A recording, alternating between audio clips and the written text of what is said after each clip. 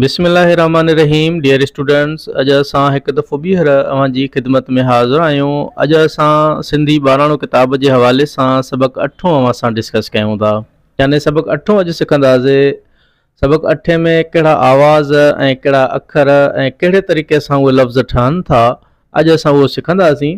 पर असां काफ़ी महिनतुनि सां वीडियो ठाहे तव्हांजी ख़िदमत में पेश कंदा आहियूं, इन करे अव्हां बि असांजो साथ ॾियो ऐं हर वीडियो खे ज़रूरु लाइक कयो ऐं तमामु बहितरीन कमेंट्स ऐं इन खां अलावा वीडियो खे ॿियनि सां बि ज़रूरु शेयर कयो त जीअं असांजी हौसला अफ़ज़ाई थिए ऐं असां अव्हां लाइ वधीक वीडियो आणींदा रहूं। अव्हांजी महिरबानियुनि सां असांजा 11,000 सब्सक्राइबर थियण वारा आहिनि। हाणे जेको असां टारगेट रखियो आहे उहो 20,000 सब्सक्राइबर जो रखियो आहे ऐं उमेद आहे त अव्हां हिन में बि असांजो साथ ज़रूरु ॾींदा। क्लास शुरू करण खां पहिरीं असांजी अव्हांखे गुज़ारिश आहे त जेकॾहिं अव्हां अञा ताईं असांजे चैनल खे सब्सक्राइब नाहे कयो त हींअर ई सब्सक्राइब करियो ऐं बेल आइकन खे बि प्रेस करियो त जीअं हर अचण वारी वीडियो अव्हां ताईं पहुची सघे। ऐं यादि रहे त हर सुठी ॻाल्हि सवाब जारिया में शामिल आहे। जेकॾहिं तव्हांखे हीअ वीडियो पसंदि अचे त कंहिं न कंहिं सां ज़रूरु शेयर कयो त जीअं वधि खां वधि दोस्त इन मां फ़ाइदो हासिलु करे सघनि। सबक़ु 8 में जेके असां लफ़्ज़ पढ़ूं था उन्हनि में अचे थो मीम ये ज़बरा मए, ज़े ज़बरा ज़, मए ज़।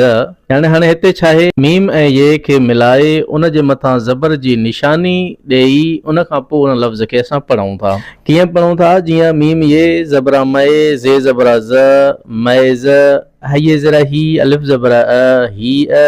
वरी मीम ये ज़बरा मए, ज़े ज़बरा ज़, मए ज़, अलमद आ, हये हे आहे, मैज़ हिय मैज़ आहे।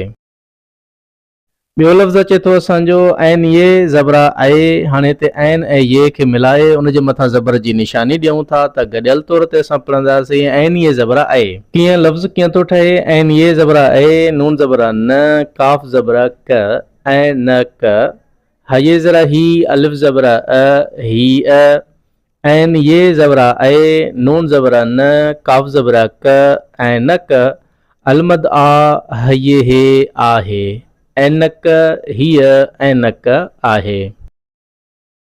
उन खां पोइ चंद लफ़्ज़ जेके असांजे सबक़ जे हेठियां लिखियल हूंदा आहिनि उहे सम्झूं था। उन में अचे थो सीन ये से, ठे ज़ेरे ठे, से ठे।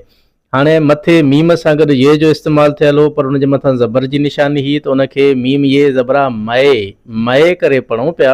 हाणे हिन जेको लफ़्ज़ में आहे सीन ये से, हाणे हिन में न ज़ेर जी निशानी आहे न ज़बर जी निशानी आहे त सिंपल पढ़ंदासीं सीन ये से, ठे ज़ेरे ठे, से ठे। टे अलफ टा, रये ज़ेरा री, टा री, मीम अलिफ मा, मीम ये ज़ेरा मी, मा मी, मीम अलिफ मा, सीन ये ज़ेरा सी, मा सी, बे ये ज़बरा बे, ते पेशो त, बे त। हाणे बे ऐं ये जे मथां ज़बरा जीअं मीम ऐं ये जे मथां ज़बर जी निशानी ही साॻे तरीक़े सां बे ये ज़बरा बे, ते पेशो त, बैत। ज़ालिये ज़बरा ज़े, नून ज़बरा न, बे ज़बरा ब, ज़ैनब। ऐन ये ज़ेरा ई, दाल ज़बरा द, ई द। टेलफ टा, रये ज़ेरा री, टारी, डाल ज़ेरे डे, सीन पेशो स, डिस, टारी डिस। बे ये ज़बरा बे, ते पेशो त, बैत। लाम ज़ेरे ले, खे पेशो खो, लिख। सीन ये से, ठे ज़ेरे ठे, सेठ। अलफ ज़बरा अ, चये चे, अचे, थे वा थो, सेठ अचे थो।